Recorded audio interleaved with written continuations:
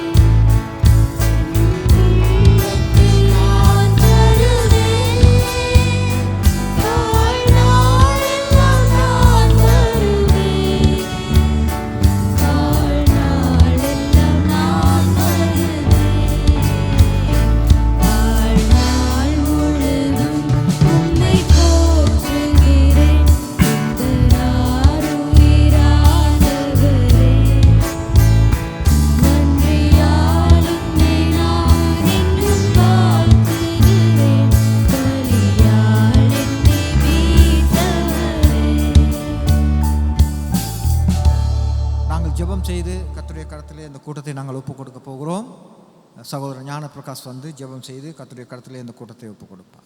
கண்களை மூடி நாங்கள் இந்த ஜெபத்திற்கு இணைந்து கொள்வோம். சர்வ வல்லமையும் மகத்துவம் நிறைந்த உன்னதமான தேவனாகிய கர்த்தாவே, அருமையான இந்த மாலை பொழுதுக்காய் உங்களை நன்றியோடு துதிக்கிறோம், ஸ்தோத்திரிக்கிறோம். கர்த்தாவே, வாழ்நாள் முழுவதும் உம்மை போற்றிட இந்த நாளிலே வந்திருக்கிறதான எங்கள் ஒவ்வொருவரோடும் கர்த்தர் தாமே இடைப்படுங்கள், செயல்படுங்கள். ஆண்டவரே, இப்படியாக இந்த காலநிலை எங்களுக்கு ஒரு பாதகமாய் அமையாதபடி எல்லாம் நன்மைக்காய் இருக்கிறது.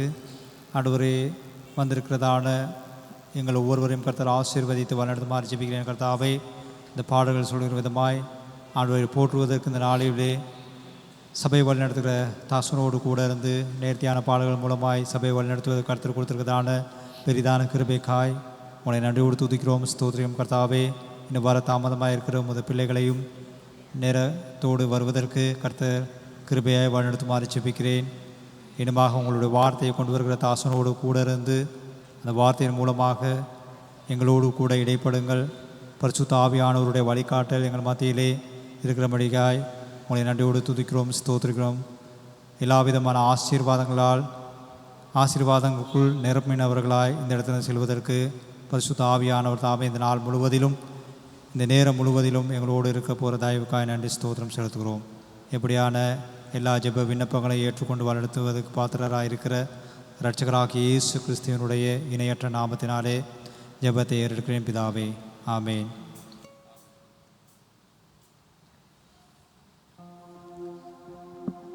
அமர்ந்து கொள்வோம்.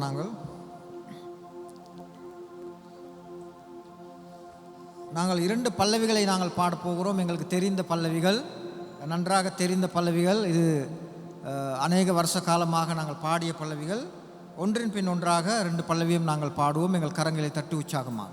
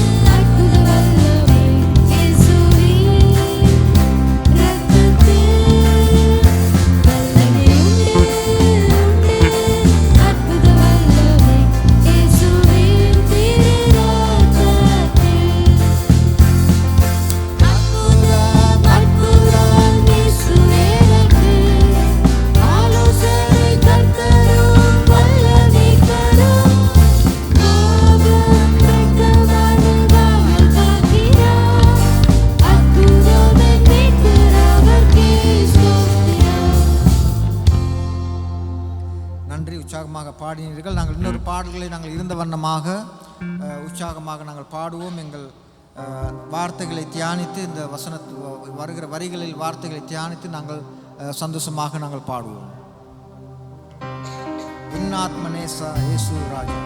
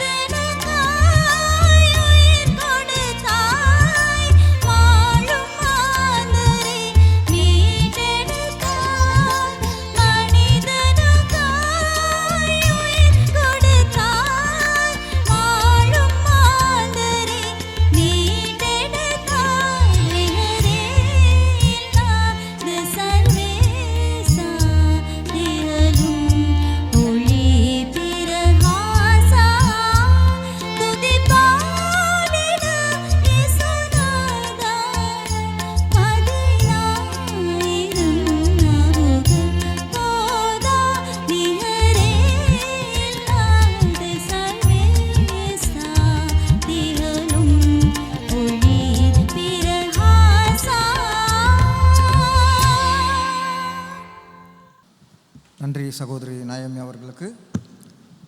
அருமையான ஒரு பாடலை கேட்டோம். இப்பொழுது நாம் எங்களுடைய குரல் வளத்தை நாங்கள் காட்டுவோம். இப்பொழுது நாம் பாடுவோம் உற்சாகமாக. இயேசுக்குள் வாழ்வது சௌபாகிய ஜீவியம் என்கிற பாடலை நாங்கள் உற்சாகமாக இந்த வார்த்தைகளை தியானித்து நாங்கள் பாடுவோம்.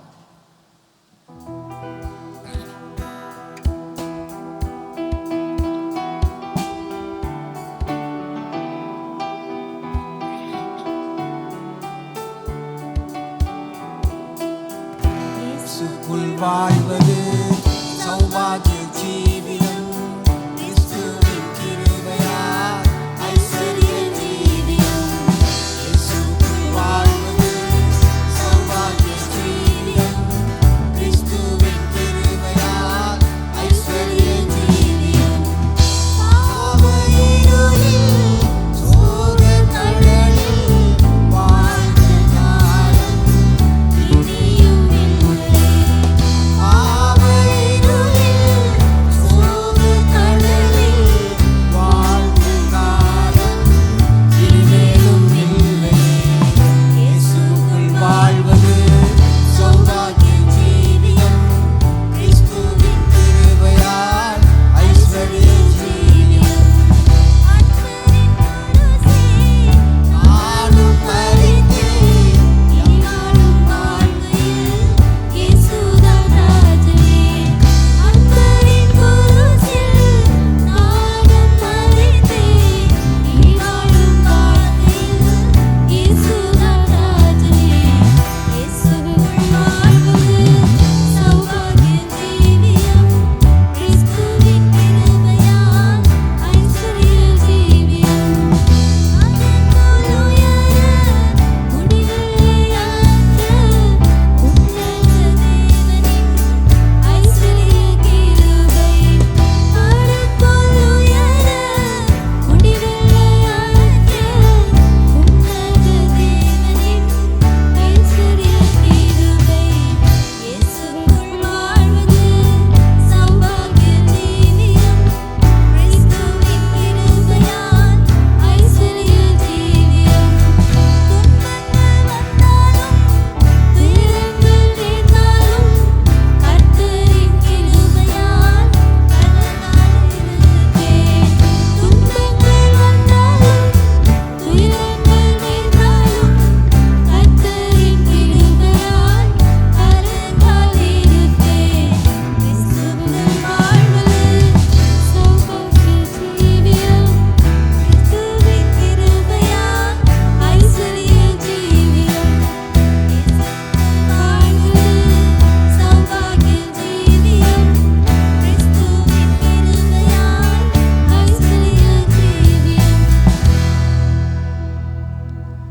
ஸோ எங்களை நீங்கள் மன்னிக்கணும். என்னென்னா உங்களுக்கு பாடுறதுக்கு சந்தர்ப்பம் இல்லாத மாதிரி இருக்குதுன்னா நாங்கள் 3 மைக்கை வச்சுக்கிட்டு நாங்கள் பாடிக்கிட்டு இருக்கோம். எங்களுக்கு 3 மைக்கு இங்கே கேட்குது. எங்கள் குரல் மட்டும் தான் எங்களுக்கு கேட்குது, உங்கள் குரல் கேட்கவே மாட்டேங்குது. ஏன்னா 3 மைக்கு நான் நினைக்கிறேன் உங்களுக்கு டிஸ்டர்பாக இருக்கும் போல். அது உங்களுக்கு தடையாக இருக்குதோ எனக்கு தெரியல. ஆனால் உங்கள் குரல் ஒருத்தருக்கும் வரவே இல்லை, பாடினது குரல் வரவே இல்லை. அதனால் பரவாயில்ல, 3 மைக்கு இருந்தாலும் அது நல்லது தான். நாங்கள் 3 பேர் மட்டும் பாடுறது உங்களுக்கு கேட்குறது அதுவும் ஒரு சந்தோஷம்தான். நீங்கள் எல்லோரும் சேர்ந்து பாடணுங்கிறது தான் எங்களுடைய விருப்பம். ஸோ நாங்கள் எல்லோரும் எழுந்திருந்து வார்த்தைக்கு நாங்கள் கடந்து செல்ல போகிறோம். இன்றைய தினத்திலே சகோதரன் ஆனந்தகுமார் அவர்கள் தேவனுடைய வார்த்தையை கொண்டு வருவார். நாங்கள் எழுந்திருந்து கடைசியாக ஒரு பாடலை நாங்கள் பாட போகிறோம். அந்த பாடலை பாடின பிறகு நாங்கள் தேவனுடைய வார்த்தைக்கு நாங்கள் செவி கொடுக்க போகிறோம். இந்த வார்த்தைக்கு உகந்ததான செய்தி ஆண்டவர் எங்களுக்கு கொடுப்பார் நிச்சயமாக. நாங்கள் எங்களுடைய கஷ்டங்கள் துன்பங்கள் எல்லாத்துலேயும் இருந்து நாங்கள் எங்களை விடுதலையாக்குற தேவனாக இருக்கிறார். அதன்படினாலே நாங்கள் இந்த பாடல்களை எழுந்திருந்து நாங்கள் இந்த பாடலை பாடுவோம்.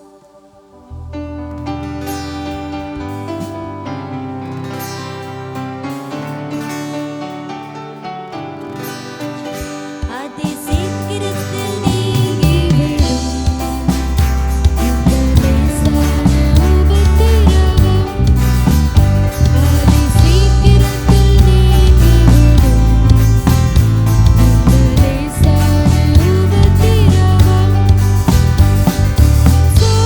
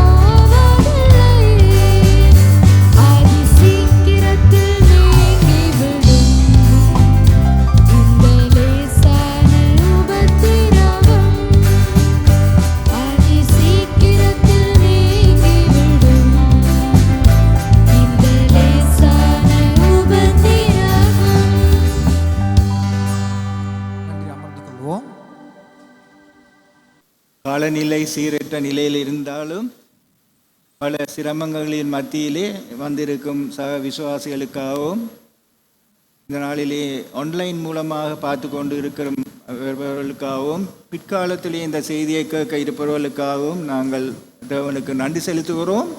இயேசு கிறிஸ்துவின் நாமத்திலே வரவேற்கிறோம். யோவான் 8 முதல் 11 வசனங்களை வாசிக்கப் போகிறோம். இயேசு ஒலிவமலைக்கு போனார். மறுநாள் காலையிலே அவர் திரும்பி தேவாலயத்திற்கு வந்தபோது ஜனங்கள் எல்லோரும் அவரிடத்தில் வந்தார்கள். அவர் உட்கார்ந்து அவர்களுக்கு உபதேசம் பண்ணினார். அப்பொழுது விபசாரத்திலே கண்டுபிடிக்கப்பட்ட ஒரு ஸ்திரியை வேதபாரகரும் பரிசேயரும் அவரிடத்தில் கொண்டு வந்து அவளை நடுவிலே நிறுத்தி, போதகரே, இந்த ஸ்திரீ விபச்சாரத்தில் கையும் மெய்யுமாய் பிடிபட்டாள். இப்படிப்பட்டவர்களை கல்லறிந்து கொள்ள வேண்டும் என்று மோசே நியாய பிரமாணத்தில் நமக்கு கட்டளையிட்டிருக்கிறாரே, நீர் என்ன சொல்லுகிறீர் என்றார்கள். அவர் மேல் குற்றம் சுமத்துவதற்கான காரணம் உண்டாகும் பொருட்டு அவரை சோதிக்கும்படி இப்படி சொன்னார்கள். இயேசுவோ குனிந்து விரலினால் தரையிலே எழுதினார். அவர்கள் ஓயாமல் அவரை கேட்டுக்கொண்டிருக்கையில் அவர் நிமிர்ந்து பார்த்து, உங்களில் பாவமில்லாதவன் இவள் மேல் முதலாவது கல்லெறிய கடவன் என்று சொல்லி அவர் மறுபடியும் குனிந்து தரையிலே எழுதினார். அவர்கள் அதை கேட்டு தங்கள் மனச்சாட்சியினாலே கடிந்து கொள்ளப்பட்டு பெரியோர் முதல் சிறியோர் வரையும் ஒவ்வொருவராய் போய்விட்டார்கள். இயேசு தனித்திருந்தார். அந்த ஸ்திரீ நடுவே நின்றாள். இயேசு நிமிர்ந்து அந்த ஸ்திரியை தவிர வேறொருவரையும் காணாமல், ஸ்திரியே, உன்மேல் குற்றஞ்சாட்டினவள் எங்கே? ஒருவனாயிலும் உன்னை ஆக்கினைக்குள்ளாக தீர்க்கவில்லையா என்றார். அதற்கு அவள், இல்லை ஆண்டவரே என்றாள். இயேசு அவளை நோக்கி, நானும் உன்னை ஆக்கினைக்குள்ளாக தீர்க்கிறதில்லை, நீ போ, இனி பாவம் செய்யாது என்றார். இந்த அதிகாரத்திலே நாங்கள் ஆரம்பிக்கும் போதே இயேசு ஒலிவமலைக்கு போனார் என்று கூறுகிறோம். அதற்கு முதல் அதிகாரத்தை நாங்கள் எடுத்து கடைசி வசனத்தை பார்த்தால், பின்பு அவர் தங்கள் வீடுகளுக்கு போனார்கள், இயேசு ஒலிவமலைக்கு போனார் என்று பார்க்கிறோம். இந்த இடத்திலே நாங்கள் லூக்கா 21:37 பார்ப்போம். லூக்கா 21:37 அவர் பகற்காலங்களிலே தேவாலயத்திலே உபதேசம் பண்ணி கொண்டிருந்து ராக்காலங்களிலே வெளியே போய் ஒலிவமலை எனப்பட்ட மலையிலே தங்கி வந்தார் என்று பார்க்கிறோம். மத்தேயு 14:23 பார்ப்போம். இந்த நாளிலே கொஞ்சம் வசனங்கள் நாங்கள் வாசிக்க வேண்டி வரும், ஆனால் அதன் மூலமாக நாங்கள் செய்தியை அறிந்து கொள்வோம்.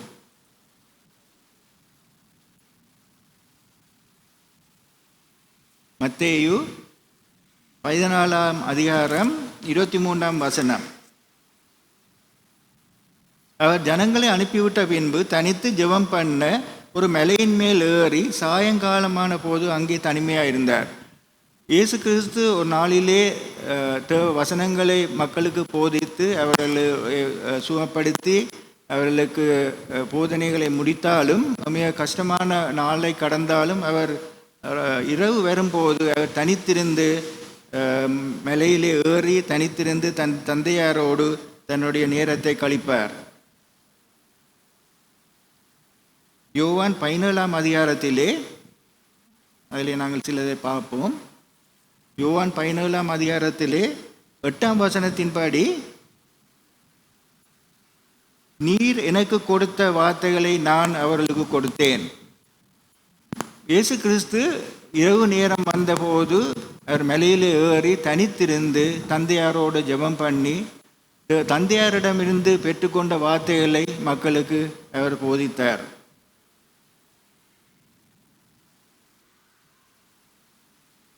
பிறகு நாங்கள் யோவான் புத்தகத்துக்கு வருவோம்.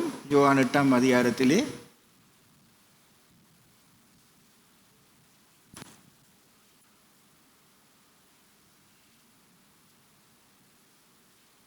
யோவான் புத்தகத்திலே 8 அதிகாரத்திலே 2 வசனம் சொல்கிறது. மறுநாள் காலையிலே அவர் திரும்பி தேவாலயத்துக்கு வந்தபோது ஜனங்கள் எல்லோரும் அவரிடத்தில் வந்தார்கள். இதிலே நாங்கள் காலையிலே என்று கூறப்பட்டிருக்கிறது, ஆனால் ஆங்கில புத்தகத்திலே அதிகாலையிலே வந்தார் என்று பார்க்கிறோம். அவர் மலையிலே இருந்து தந்தையாரிடம் ஜெபத்திலே காத்திருந்து வசனங்களை பெற்று அவர்கள் அதிகாலையிலே மக்களை சந்திக்க அவர் வருகிறார். அதில் இங்கு பார்த்தீர்கள் என்றால் ஜனங்கள் எல்லோரும் அவரிடத்தில் வந்தார்கள். அதிகாலையிலே ஜனங்களும் அவர்களுடைய போதனையை கேட்கிறதுக்காக வந்தார்கள். ஏனென்றால் அவர்கள் இயேசு கிறிஸ்து அதிகாரத்தோடு போதித்ததையும் அவர் இரக்கத்தோடு அன்போடு மக்கள் மத்தியிலே அவர் செய்த காரியங்களையும் அவர்கள் கண்டு இன்னும் அவரை அறிவதற்காக அவர்கள் அதிகாலையிலே வந்து அவருடைய பாதத்திலே இருந்து வசனத்தை கேட்டார்கள். அதே நேரத்திலே அவர் அந்த காலங்களிலே அவர்களை சிலரை சுயப்படுத்தி இருக்கலாம். அதே நேரம் எத்தனையோ புதுமைகளை அவர்கள் மத்தியிலே செய்திருக்கலாம். அது நிமித்தமாக அதிகாலையிலே ஜனங்கள் அவரை தேடி வருவதை காண்கிறோம். அதே நேரம் இயேசுவும் அதிகாலையிலே ஆலயத்திலே வந்து அவர்களை சந்திக்கிறார். அவர் உட்கார்ந்து அவர்களோடு உபதேசம் பண்ணினார். உட்கார்ந்து உபதேசம் பண்ணினார் என்றால் நாங்கள் ஓரளவு எதிர்பார்க்கலாம். அவர் அதிகமான நேரத்தை மக்களோடு செலவழிப்பதற்காக சம்பாஷிக்கிறதுக்காக அவர் உட்கார்ந்தார் என்று பார்க்கிறோம். உட்கார்ந்து அவர்களோடு சம்பாஷித்து அவர்களுடைய பிரச்சனைகளை அறிந்து அவர்களுக்கு புத்திமதி சொல்லி அதே நேரம் வசனத்தை ராஜ்யத்தை பற்றி அவர்களுக்கு போதித்திருப்பார். 3ஆம் வசனத்திலே பார்க்கிறோம். அப்பொழுது விபச்சாரத்திலே கண்டுபிடிக்கப்பட்ட ஒரு ஸ்திரியை வேதபாரரும் பரிசேயரும் அவரிடத்தில் கொண்டு வந்தார்கள், அவர்களை நடுவே நிறுத்தி. இதிலே நாங்கள் வேதபாரர் யார், பரிசேயர் யார் என்று இயேசு கிறிஸ்து என்ன சொன்னார் என்று நாங்கள் பார்ப்போம்.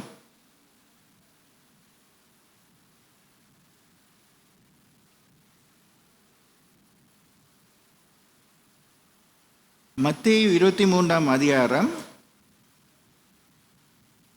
இயேசு கிறிஸ்து இவர்களை குறித்து சொன்ன வார்த்தைகளை நாங்கள் பார்ப்போம். யார் இவர்கள் என்று, பரிசேயரும் வேதபாரர்களும் யார் என்பதை இயேசு கிறிஸ்து சொன்ன வார்த்தைகளை நாங்கள் பார்ப்போம். மத்தேயு 23, 27, 28. மத்தேயு 23, 27, 28. மாயக்காரராகிய வேதபாரரே பரிசேயரே, உங்களுக்கு ஐயோ, வெள்ளையடிக்கப்பட்ட கல்லறைகளுக்கு ஒப்பாய் இருக்கிறீர்கள். அவைகள் புறம்பே அலங்காரமாய் காணப்படும், உள்ளேயோ மரித்தவர்களின் எலும்புகளினாலே சகல அசுத்தத்தினாலும் நிறைந்திருக்கும். அப்படியே நீங்களும் மனுஷருக்கு நீதிமான்கள் என்று புறம்பே காணப்படுகிறீர்கள், உள்ளத்திலோ மாயத்தினாலும் அக்கிரமத்தினாலும் நிறைந்திருக்கிறீர்கள்.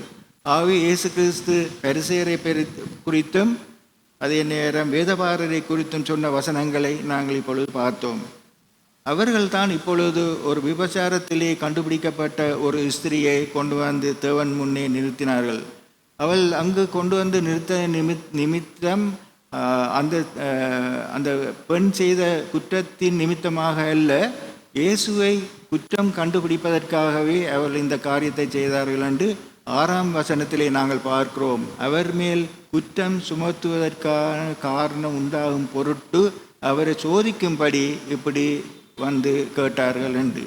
அவர்கள் போதகரே, இந்த ஸ்திரீ விபச்சாரத்தில் கையுமையுமாய் பிடிபட்டால் இப்படிப்பட்டவளை கல்லெறிந்து கொள்ள வேண்டும் என்று மோசே நியாயப்பிரமாணத்தில் நமக்கு கட்டளையிட்டிருக்கிறாரே, நீர் என்ன சொல்லுகிறீர் என்றார்கள்.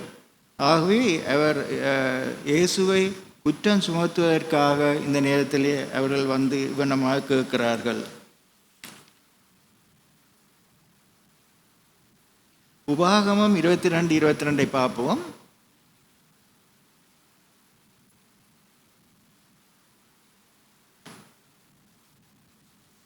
உபாகமம் 22, 22 சொல்லப்பட்டிருக்கிறது, புருஷனுக்கு விவாகம் பண்ணப்பட்ட ஸ்திரியோடு ஒருவன் சயனிக்க கண்டுபிடிக்கப்பட்டால் அந்த ஸ்திரியோடு சயனித்த மனிதனும் அந்த ஸ்திரியும் இருவரும் சாக வேண்டும். இப்படியே தீமையை இஸ்ரவேலிலிருந்து விலக்க கடவாய். ஆகவே மோசேசுக்கு கொடுக்கப்பட்ட நியாயப்பிரமாணத்தின்படி இவனமாக விபச்சாரத்தில் கண்டுபிடிக்கப்பட்ட புருஷனும் ஸ்திரியும் கல்லெறிந்து கொல்லப்பட வேண்டும் என்றது நியாயப்பிரமாணம். ஆகவே அதன் நிமித்தமாக அவர்கள் வந்து அதே நேரம் நாங்கள்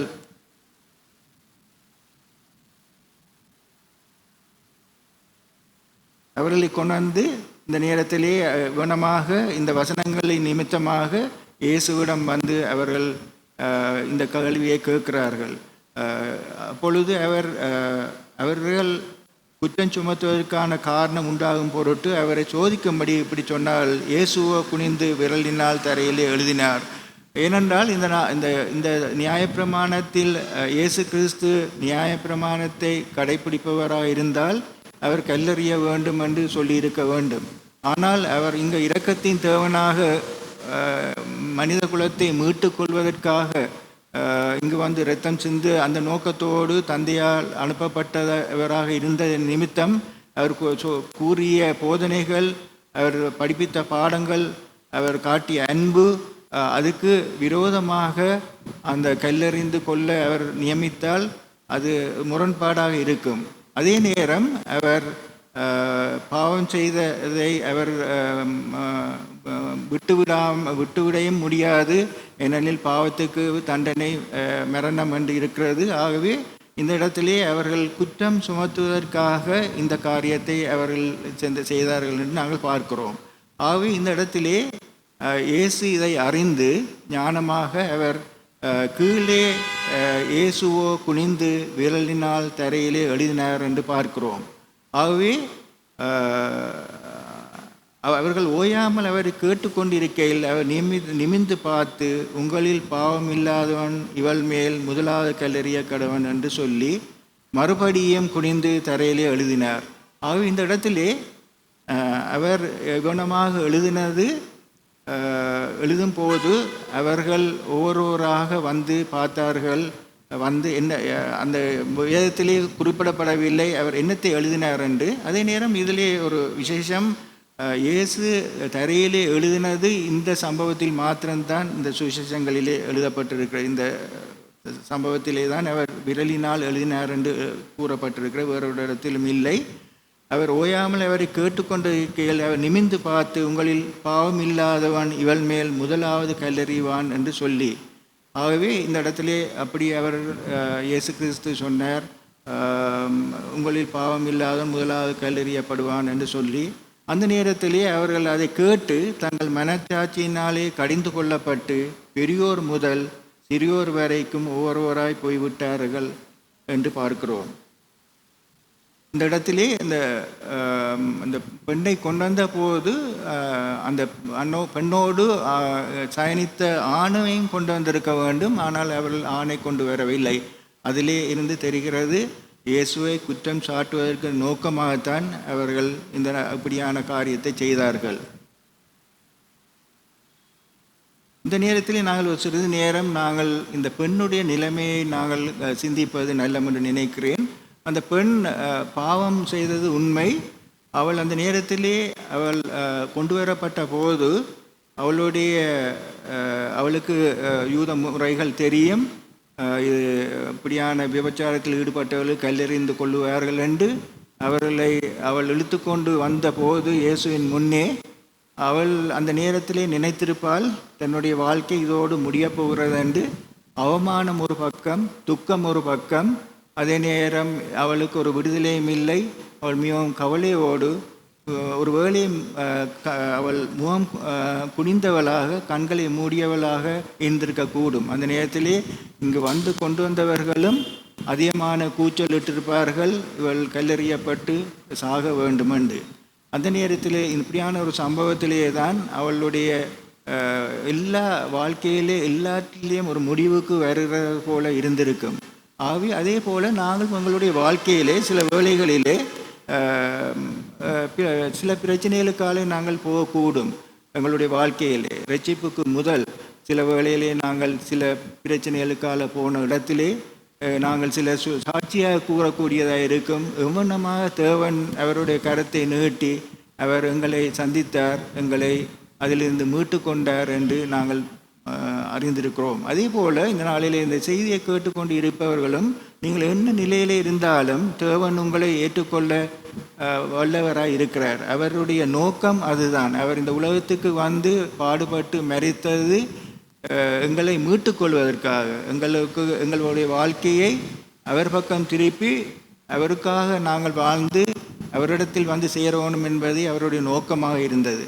ஆகவே இந்த நேரத்திலே நாங்கள் என்ன நிலைமையில் இருந்தாலும் அவரிடம் வர நாங்கள் எத்தனிக்க வேண்டும். முதலாவது நாங்கள் முயற்சி செய்ய வேண்டும். ஆகவே இந்த நேரத்திலே இந்த செய்தியை கேட்டுக்கொண்டிருக்கிற சகோதர சகோதரிகளே, அதே நேரம் உங்களுடைய நிலைமை என்னவா இருந்தாலும் தேவன் அதை சந்திக்க வல்லவராக இருக்கிறார். அதே போல் சில வேளையிலே நாங்கள் ரட்சிக்கப்பட்ட பிறகும் நாங்கள் ஒரு வேளையிலே ஒரு சில காரணங்கள் நிமித்தம், சூழ்நிலைகள் நிமித்தமாக நாங்கள் அவரை விட்டு எங்களை அறியாமலே பின்வாங்கினவர்களாக இருக்கக்கூடும். ஆகவே அப்படியான இருந்திருந்தால் இந்த நாளிலே தேவன் உங்களை அழைக்கிறார். அவர் உங்களிடம் என்ன நிலையில் இருந்தாலும் நீங்கள் வந்தால் அவர் இந்த பெண்ணுக்கு அவர் பிற்காலத்திலே நாங்கள் பார்க்க போகிறோம் எவனமாக இரக்கம் காட்டினார் என்று, அதே போல் உங்களையும் அவர் இரக்கம் காட்டி உங்களையும் அவர் பக்கம் எடுப்பதற்கு தயாராக இருக்கிறார். ஆகவே இந்த வேளையிலே என்னவான பிரச்சனையாக இருந்தாலும் நீங்கள் இயேசுவிடம் வாருங்கள், அப்பொழுது அவர் உங்களை விடுதலையாக்குவார்.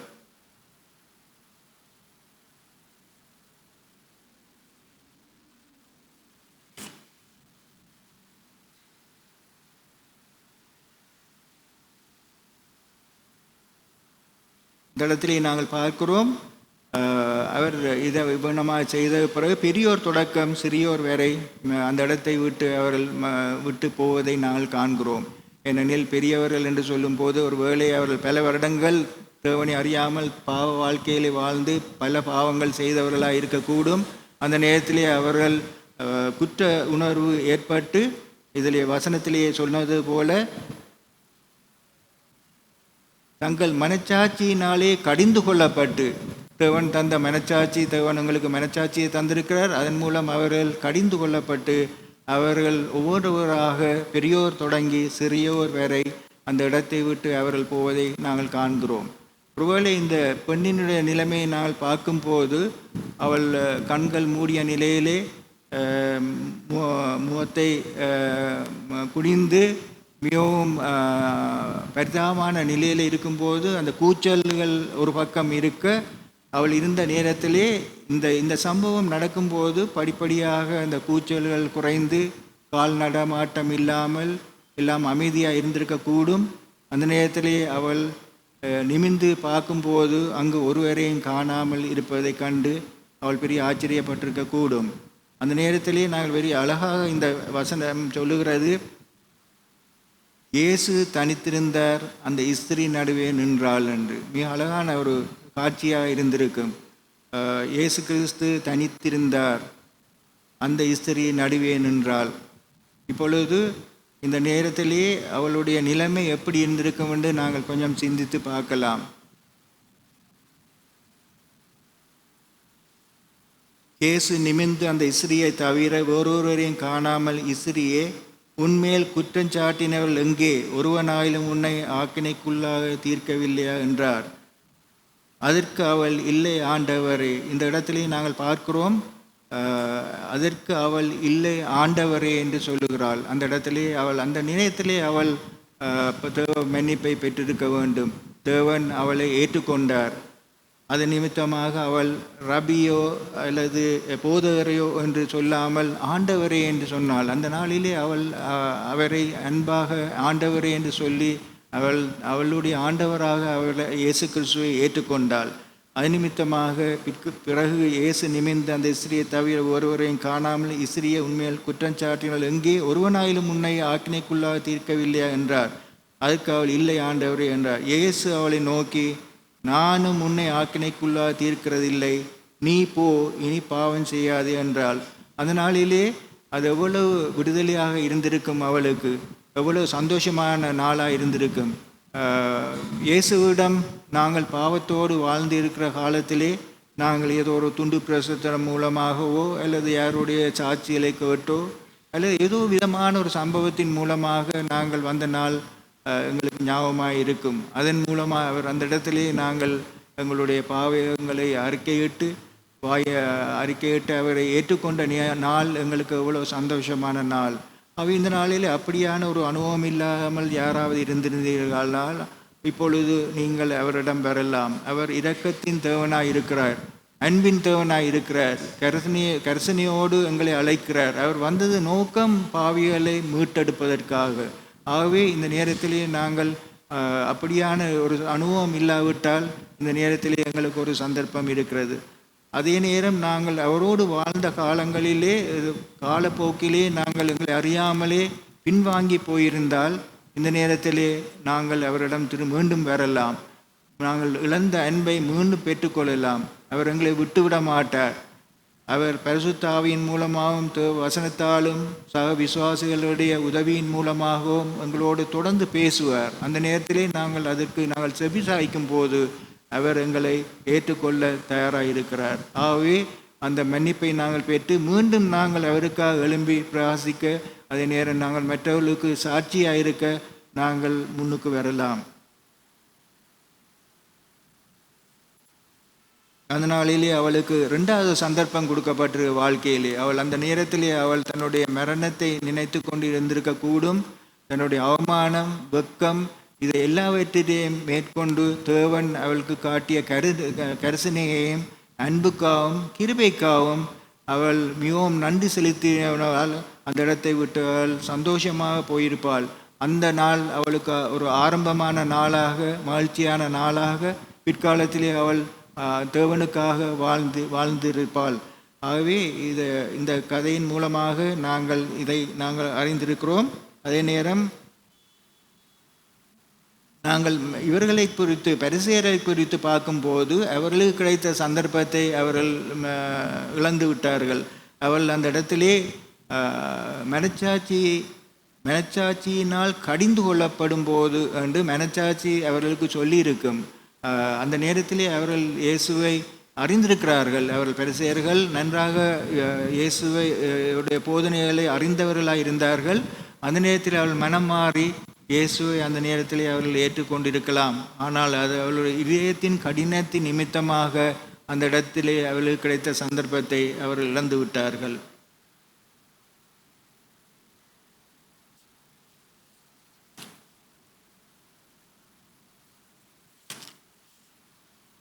சங்கீதம் 145 8ஆம் வசனத்தை பார்ப்போம்.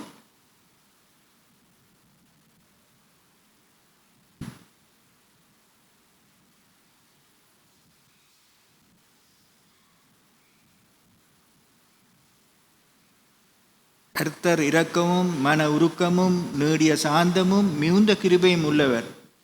கர்த்தர் எல்லார் மேலும் தயவு உள்ளவர். அவர் இரக்கங்கள் அவருடைய எல்லா கிரியைகளின் மேலும் உள்ளது.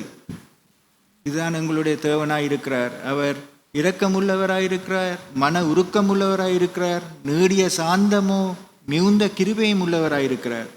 கர்த்தர் எல்லார் மேலும் தயவு உள்ளவர். அவர் இரக்கங்கள் அவருடைய எல்லா கிரிகளின் மேலும் உள்ளது. ஆகவே அவருடைய இரக்கங்கள் அவருடைய எல்லா கிரிகைகளின் மேலும் இருக்கிற அவருடைய கிரிகை இப்பொழுது நாங்கள் பார்த்தோம். இந்த பெண்ணுக்கு அவர் காட்டிய கிருபை, அதன் மூலம் அவளுடைய வாழ்க்கையில் ஏற்பட்ட மாற்றங்கள். ஆகவே இந்த நாளிலேயும் நாங்கள் சிறிது நேரம் எங்களை சிந்தித்து பார்க்கலாம். நாங்கள் என்ன நிலையில் இருக்கிறோம் என்று. நாங்கள் மனம் திரும்பி வந்தால் அவர் எங்களை ஏற்றுக்கொள்வார். யோவான் 1:14-17.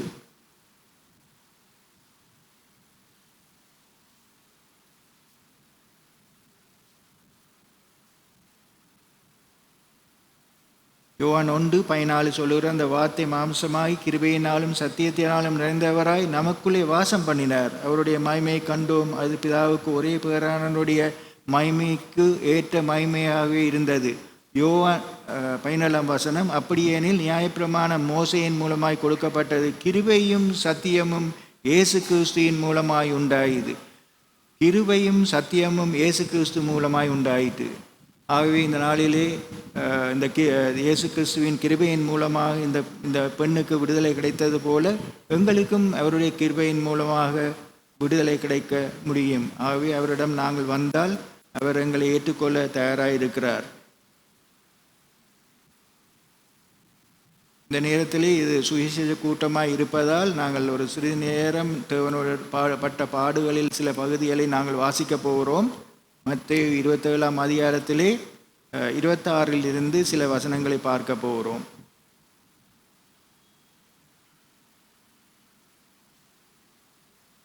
மத்தேயு 27:26 35 வரை பார்ப்போம். மாறி மாறி வாசிப்போம். மேலுமான அளவு நாங்கள் வாசிக்க பார்ப்போம். மத்தேயு 27:26 அப்பொழுது அவன் பரபாசை அவர்களுக்கு விடுதலையாக்கி இயேசுவையோ வாரினால் அடிப்பித்து சிலுவையில் அறையும்படி ஒப்பு கொடுத்தான். 27 அப்பொழுது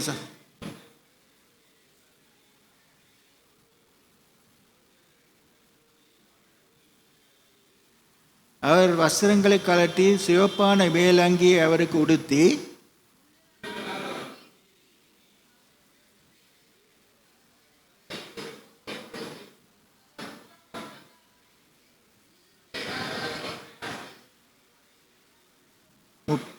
முப்பதாம் வசனம் அவர் மேல் துப்பி அந்த கோலை எடுத்து அவரை சிரசில் அடித்தார்கள்.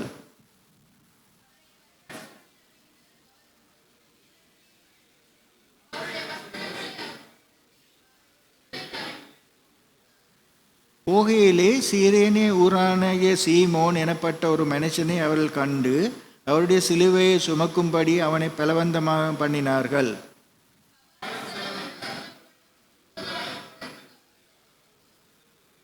கசப்பு கலந்த காடியை அவருக்கு குடிக்க கொடுத்தார்கள். அவர் அதை ருசி பார்த்து குடிக்க மனதில்லாதிருந்தார்.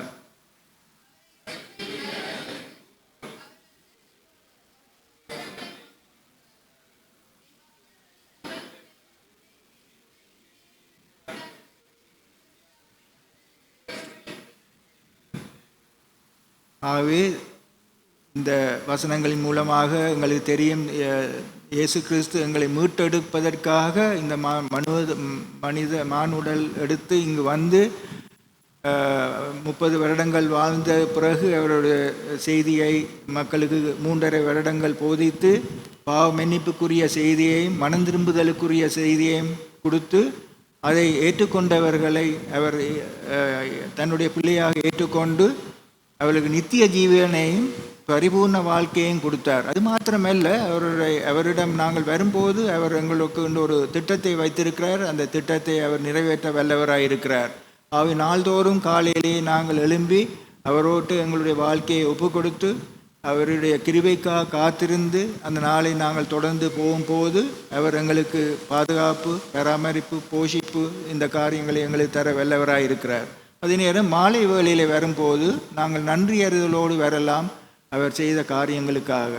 அதே நேரம் அவரிடமிருந்து பெற்ற அன்பை நாங்கள் மற்றவர்களுக்கும் பயந்து கொள்ளும்படி அவர் விரும்புகிறார். ஆகவே எங்களை சுற்றி வர இருக்கிற முதலாவது எங்களுடைய குடும்பத்தாருக்காகவும் அதே நேரம் எங்களோடு நெருங்கி பழகிறவர்களுக்கும் எங்களுக்கு கிடைக்கிற சந்தர்ப்பத்திலே அவருடைய அன்பை சொல்ல நாங்கள் அழைக்கப்பட்டிருக்கிறோம். அது நிமித்தமாக நாங்கள் எதிர்பாராத விதமாக சிலர் ரசிக்கப்படக்கூடும்.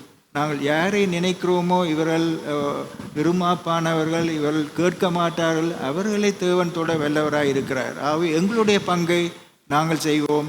அவர்களுக்கு எங்களுடைய இந்த சுவிசேஷத்தை அவர்களுக்கு சொல்லுவோம். அதன் மூலமாக அவர்களும் தேவனுக்குள் வரும்போது அந்த சந்தோஷத்திலே நாங்களும் பங்கு பெறலாம். ரோமர் 10, 9, 10, 11 வாசித்து அதோடு முடிப்போம். ரோமர் 10,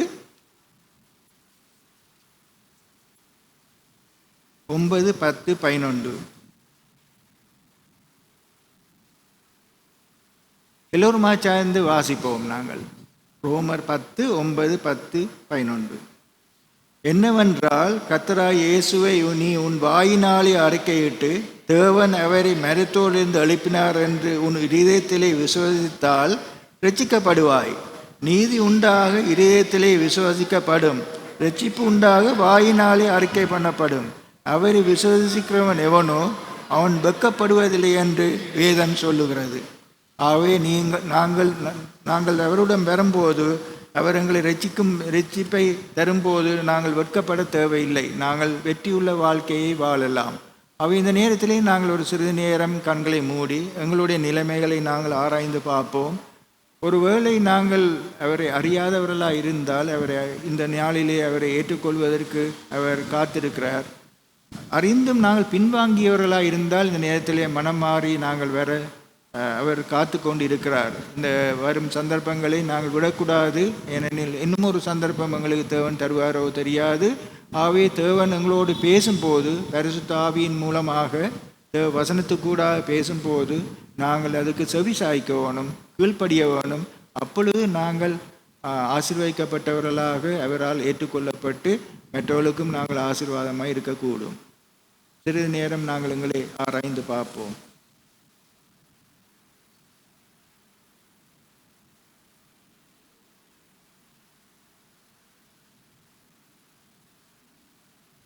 பிதாவே, இந்த மாலை வேளையிலே உம்முடைய திருக்குமாரனாகிய இயேசு கிறிஸ்து இந்த விபச்சாரத்திலே அம்பிட்ட அந்த பெண்ணுக்கு எவ்வளவு இரக்கம் காட்டினார் என்பதை நாங்கள் பார்க்கிறோம். அவளுடைய பாவங்களை அவர் மன்னித்து அவளுக்கு ஒரு புது வாழ்க்கையை கொடுத்ததை நாங்கள் பார்க்கிறோம். தேவனே, அதே போல நீர் உம்மலிடம் வரும் எவரையும் நீர் தள்ளிவிட மாட்டீர். நீர் யார் வந்தாலும் அவள் வாயினாலே அறிக்கையிட்டு உம்மை ஏற்றுக்கொள்ளும் போது அவர்களுடைய பாவங்களை நீர் மன்னித்து அவர்களை ஏற்றுக்கொள்ள நீர் வல்லவராய் இருக்கிறீர். இந்த வேளையிலே எங்களை நாங்கள் சோதித்து பார்த்து இந்த நாளிலே நீர் இந்த தந்திருக்கும் இலவசமான இரட்சிப்பை நாங்கள் உதாசீனம் செய்யாமல் அதை நாங்கள் பெற்றுக்கொண்டு நாங்கள் ஆசீர்வதிக்கப்பட்டவர்களாக மற்றவர்களுக்கு ஆசீர்வாதமாக இருக்க எங்களுக்கு உதவி செய்ய வேண்டும் என்று வேண்டுகிறோம். எங்களுடைய நாட்களை நீர் நியமித்திருக்கிறீர், நினைத்திருக்கிறீர். அந்த நாட்கள் வீணாகாமல் உமக்காக வாழவும் அது நிமித்தமாக மற்றவர்களும் அதன் மூலமாக ஆசீர்வாதம் பெற எங்களுக்கு உதவி செய்தல்லும். இந்த நாளிலே வந்திருக்கும் ஒவ்வொரு சகோதர சகோதரிகளுக்காகவும் பிள்ளைகளுக்காகவும் விசேஷமாக வருகிறோம். ஆர்வத்தோடு வந்திருக்கிறார்கள், அதுக்காக நன்றி செலுத்துகிறோம். இந்த இளம் வயதிலே அவர்கள் உம்மை அறிந்து உமக்காக வாழ வேண்டும் என்று வேண்டுகிறோம். வாலிப பிராயத்தில் இருக்கும் இந்த இடத்திலே இருப்பவர்களுக்காக வருகிறோம். வாலிப பிராயத்திலே சிருஷ்டிகரை நினை என்று கூறியதற்காக நன்றி செலுத்துகிறோம். இந்த காலத்திலே அவர்கள் திசை மாறி போகாதபடி, நண்பர்களால் பிழையான பாதையிலே போகாதபடி அவர்களை பாதுகாக்க வேண்டும் என்று வேண்டுகிறோம். பெற்றோராகிய எங்களுக்கு ஞானத்தை தாரும், இந்த பிள்ளைகளை சரியான பாதையிலே வழி நடத்த. தேவனே, இந்த வேளையிலே சபையையும் நாங்கள் உம்முடைய பாதத்திலே வைக்கிறோம். சபையில் இருக்கும் ஒவ்வொருவர்களுக்காக வருகிறோம். இந்த நாட்களிலே நோய்வாய்ப்பட்டு மிகவும் கஷ்டமான நிலையிலே இருக்கும் ஒவ்வொரு சகோதர சகோதரிகளுக்காக வருகிறோம். அவர்களை விசேஷமாக நீர் ஆணிப்பட்ட கரத்தினால் தொட்டு சுகப்படுத்த வேண்டும் என்று வேண்டுகிறோம். பொருளாதார நெருக்கடிகள், உறவு பிரச்சனைகளின் மத்தியிலே வாழும் பிறர்கள், அதே நேரம் அயலவர்களோடு இருக்கும் பிரச்சனைகள், வீட்டு பிரச்சனைகள், தேவனே, பிள்ளைகளுடைய படிப்பு விஷயத்திலே பெற்றோர் காட்டும் அக்கறைகள், இந்த பிரச்சனைகள் மத்தியிலே நாங்கள் உம்மிடம் வந்து காத்திருக்கிறோம். நீர் அதிலிருந்து விடுதலையாக்க வேண்டும் என்று வேண்டுகிறோம். அது நிமித்தமாக நாங்கள் உம்மை நன்றி செலுத்தக்கூடியதாக எங்களை நீர் ஆசீர்வதிக்க வேண்டும் என்று வேண்டுகிறோம். இந்த நேரத்திலேயே தேவனே, வந்திருக்கும் ஒவ்வொரு சகோதர சகோதரிகளையும் ஆசீர்வதியும், அவளுடைய குடும்பத்தாரையும் ஆசீர்வதியும். இந்த நாளிலே அவள் மீண்டும் வீடு போகும்போது சமாதானத்தோடு போக அனுக்கிரகம் செய்தல்லும். உம்முடைய சித்தத்தின்படி உம்முடைய வார்த்தைக்கு கீழ்ப்படிந்தவர்களாக மாத்திரமல்ல, அதை கீழ்ப்படிந்து அதன்படி நாங்கள் நடப்பவர்களாகவும் இருக்க எங்களுக்கு உதவி செய்தல்லும். வந்த சகோதர சகோதரிகளுக்காகவும் ஆன்லைன் மூலம் இருப்பவர்களுக்காகவும் இக்காலத்தில் இந்த செய்தியை கேட்க இருப்பவர்கள் ஒவ்வொருவர்களுக்காகவும் வருகிறோம். அவர்களை நீ தொடும், உம்முடைய வல்லமை அவர்களுக்கு வெளிப்படுத்தும்.